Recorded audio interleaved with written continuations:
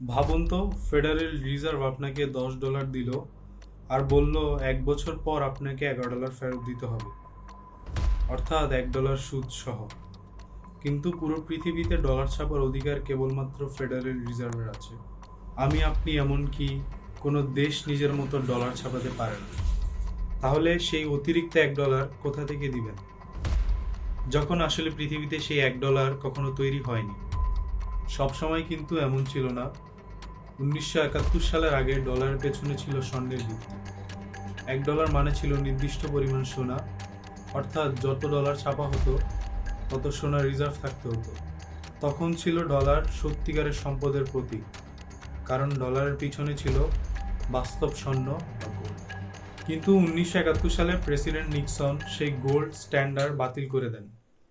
Accordingly, I have directed the Secretary of the Treasury to take the action necessary to defend the dollar against the speculators.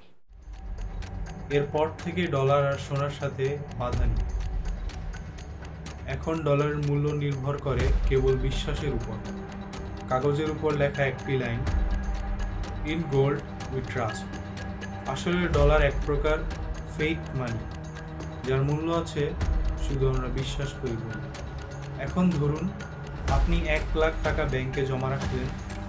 1 বছর পর সেই টাকার ক্রয় ক্ষমতা দাঁড়ালো মাত্র $95,000 সমান। মানে আপনি হারালেন $5,000 বাস্তব মান। কিন্তু টাকা তো কমেনি, তাই না? তাহলে সেই $5,000 গেল কোথায়? চলে গেছে তাদের কাছে যারা টাকার সরবরাহ আর মূল্য নির্ধারণ করে। এটাই ইনফ্লেশন, এক ধরনের অদৃশ্য কর, যা আমার পকেট থেকে টাকা না নিয়ে আমার ক্রয় ক্ষমতা কেড়ে নেয়।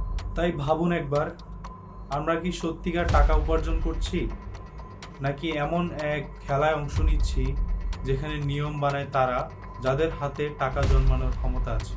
অর্থনীতি শুধু সংখ্যার খেলা না, এটা বিশ্বাসের খেলা, আর সেই খেলার নাম মানি।